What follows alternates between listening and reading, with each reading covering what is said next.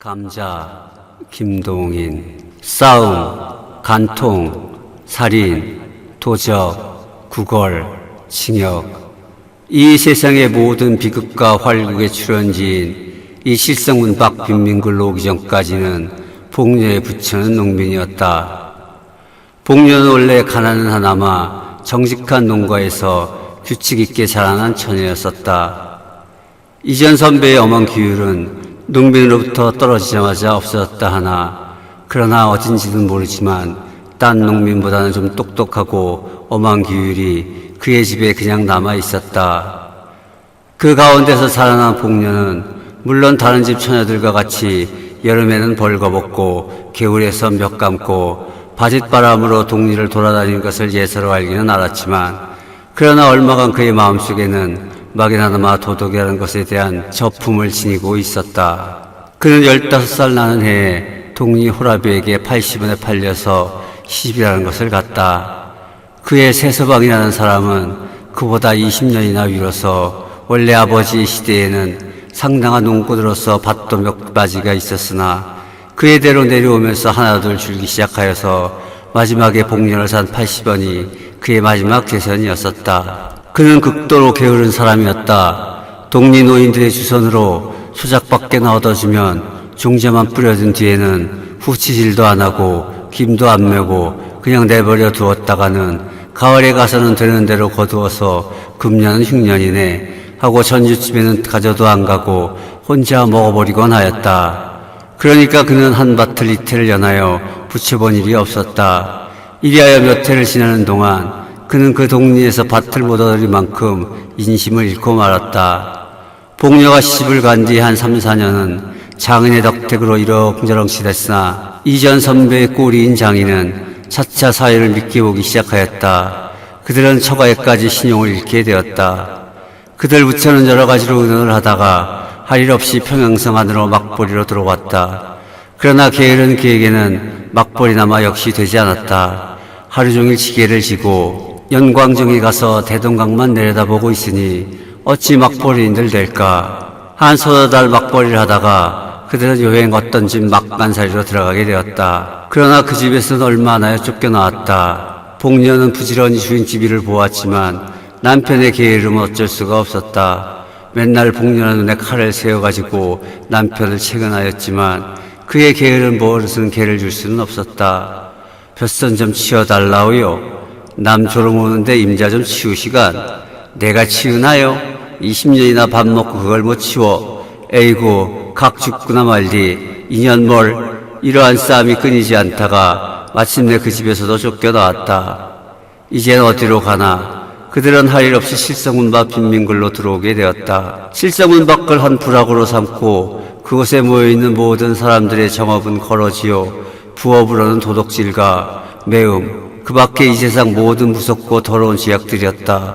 복녀도 그 정업으로 나섰다. 그러나 19살의 한참 젊은 나이의 여편네에게 누가 밥인들 잘 줄까? 젊은 것이 거렁지른 왜? 그런 소리를 들을 때마다 그는 여러 가지로 말로 남편이 병으로 죽어가거나 어쩌고지 핑계는 되었지만 그런 핑계에는 단련된 평양시민의 동정은 역시 살 수가 없었다. 그들은 이 실성문 밖에서는 가장 가난한 사람 가운데 드문 편이었다. 그 가운데서도 잘 수입되는 사람은 하루에 5리짜리 돈뿐 아니라 1원 7, 80전의 현금을 지고 돌아오는 사람까지 있었다. 밤에 돈벌이 나갔던 사람은 그날 밤 400여원을 벌어가지고 와서 그 근처에서 담배 장사를 시작한 사람까지 있었다. 복녀는 19살이었다. 얼굴도 그만하면 반반하였다.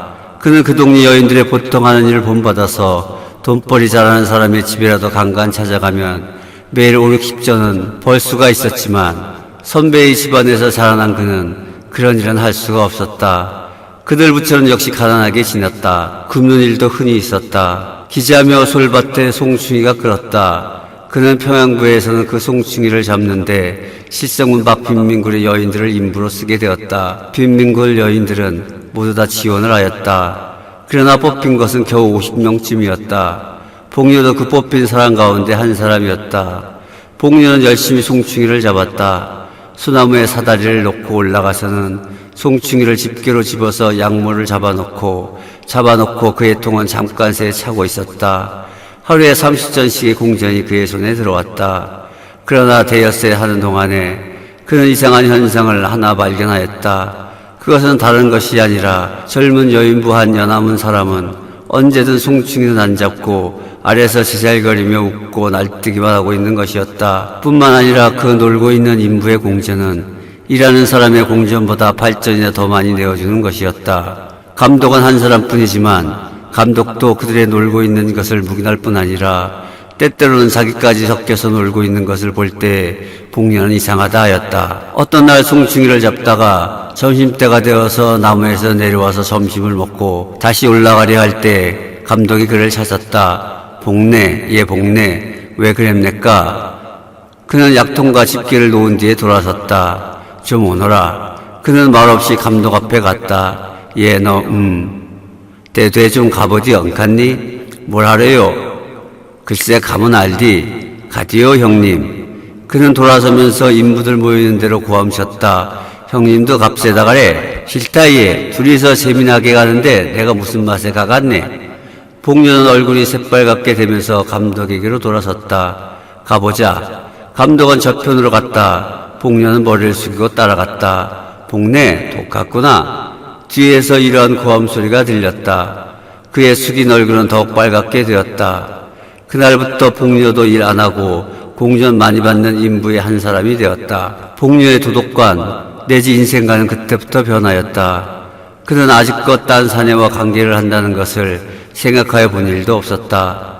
그것은 사람의 일이 아니요 짐승이 하는 짓으로만 알고 있었다. 혹은 그런 일을 하면 닭 죽어지는지도 모를 일로 알았다. 그러나 이런 이상한 일이 어디 있을까? 사람인 자기도 그런 일을 한 것을 보면 그것은 결코 사람은 못할 일이 아니었었다. 게다가 일 안 하고도 돈도 받고 긴장된 육회가 있고 빌어먹는 것보다 점잖고 일본 말로 하자면 삼박자 가진 좋은 일은 이것뿐이었다. 이것이야말로 삶의 비결이 아닐까. 이 일이 있은 뒤부터 그는 처음으로 한계 사람이 된 것 같은 자신까지 얻었다. 그 뒤부터는 그의 얼굴에는 조금씩 분도 바르게 되었다. 1년이 지났다. 그의 처세의 비결은 더욱더 순탄히 진섭되었다. 그의 부처는 이제는 그리 궁하게 지내지 않게 되었다. 그의 남편은 이것이 결국 좋은 일이라는 듯이 아랫목에 누워서 벌심벌심 웃고 있었다. 복녀의 얼굴은 더욱 이뻐졌다. 여보 아지바니 오늘은 얼마나 벌었어? 복녀는 돈 좀 많이 버는 듯한 거러지를 보면 이렇게 찾는다. 오늘도 많이 못 벌었으다. 얼마? 도무지 10선원냥. 많이 벌었으다 그래. 한 대냥 꿔주소 그래. 오늘은 내가 어쩌고 저쩌고 하면 복녀는 곧 뛰어가서 그의 팔에 늘어진다. 나한테 들킨다면은 끼고야 말아요. 난 원, 이 아줌마니 만나면 야단이더라. 자 꿔주디. 그 대신 알았디? 난 몰라요. 헤헤헤. 모르면 안 줄 테야. 글쎄 알았대도 그런다. 그의 성격은 이만큼까지 진보되었다. 가을이 되었다. 칠성문 밖 빈민굴의 여인들은 가을이 되면 칠성문 밖에 있는 진하인의 세마밭에 감자며 배추를 도적질하러 밤에 바구니를 가지고 간다. 복녀도 감자깨나 잘 도적질하여 왔다. 어떤 날 밤 그는 감자를 한 바구니 잘 도적질하여 가지고 인제 돌아오려고 일어설 때 그에 대해 시커먼 그림자가 일어서면서 그를 꺽 붙들었다. 그것은 그 밭의 소작인인 진하인 왕서방이었다. 복녀는 말도 못하고 멀찐멀찐 발 아래만 내려다보고 있었다. 우리 집에 가. 왕서방은 이렇게 말하였다. 가재면 가디원. 겉도 못 갈까? 복녀는 엉덩이로 한번 획 두른 뒤에 머리를 젖히고 바구니를 저으면서 왕서방을 따라갔다. 1시간쯤 뒤에 그는 왕서방의 집에서 나왔다. 그가 밖구랑에서 길로 들어서려 할 때 문득 뒤에서 누가 그를 찾았다. 복내 아니야? 복녀는 획 돌아서면서 보매 거기는 자기 곁집 여편네가 바구니를 들고 어두운 밖구랑을 더듬더듬 나오고 있었다. 형님이 됐을까? 형님도 들어갔댔을까? 님자도 들어갔댔나? 형님은 네 집에, 나 육서방네 집에, 님자는 난 왕서방네. 형님 얼마 받았소? 육서방네 그 깍쟁이 놈 배추 3포기. 난 3원 받았디. 복녀는 자랑스러운 듯이 대답하였다. 10분쯤 뒤에 그는 자기 남편과 그 앞에 돈 3원을 내어놓은 뒤에 아까 그 왕서방의 이야기를 하면서 웃고 있었다. 그 뒤부터 왕서방은 무시로 복녀를 찾아왔다. 한참 왕서방이 눈만 멀찐멀찐 앉아있으면 복녀의 남편 눈치를 채워 바깥으로 나갔다. 왕서방이 돌아간 뒤에는 그들 부처는 일원 혹은 이혼을 가운데 놓은 뒤에 기뻐하고 있었다. 복녀는 차차 동리 거러질한 때 애교를 파는 것을 중시하였다. 왕서방이 분주하여 못 올 때가 있으면 복녀는 스스로 왕서방의 집까지 찾아갈 때도 있었다. 복녀의 부처는 이젠 이 빈민굴의 한 부자였었다. 그 겨울도 가고 봄이 이르렀다. 그때 왕서방은 돈 100원으로 어떤 처녀를 하나 마누라로 사오게 되었다. 복녀는 다만 코웃음만 웃었다. 복녀, 강찌하겠구만. 동리 옆에 애들이 이런 말을 하면 흥하고 코웃음을 웃곤 하였다. 내가 강짜를 해? 그는 늘 힘있게 부인을 하고 하였지만 그의 마음에 생기는 검은 그림자는 어쩔 수가 없었다. 이놈 왕서방, 내 두고 보자. 왕서방이 색시를 데려오는 날이 가까웠다. 왕서방은 아직껏 자랑하던 길다란 머리를 깎았다. 그것은 새색시의 의견이라는 소문이 쫙 퍼졌다. 복녀는 역시 코웃음만 쳤다. 마침내 색시가 오는 날이 이르렀다. 실버 단장의 사인교를 탄 색시가 실성문 밖 세마볕 가운데 있는 왕서방네 집에 이르렀다. 밤이 깊도록 왕서방의 집에는 진야인들이 모여서 벼랑곡지로 노래를 하며 야단이었다. 복녀는 집 모퉁이에 숨어서 눈에 살기를 띠고 방한동정을 듣고 있었다. 다른 진야인들은 새벽 2시쯤하여 돌아갔다. 그 돌아가는 것을 보면서 복녀는 왕서방의 집 안에 들어갔다. 복녀의 얼굴에는 분이 하얗게 발라져 있었다. 신랑 신부는 놀라서 그를 쳐다보았다. 그것을 무서운 눈으로 흘겨보면서 그는 왕서방에 가서 팔을 잡고 늘어졌다. 그의 입에서는 이상한 웃음이 흘렀다. 자, 우리 집으로 가요. 왕서방은 아무 말도 못하였다. 눈만 정처 없이 두룩두룩하였다. 복녀는 다시 한번 왕서방을 흔들었다.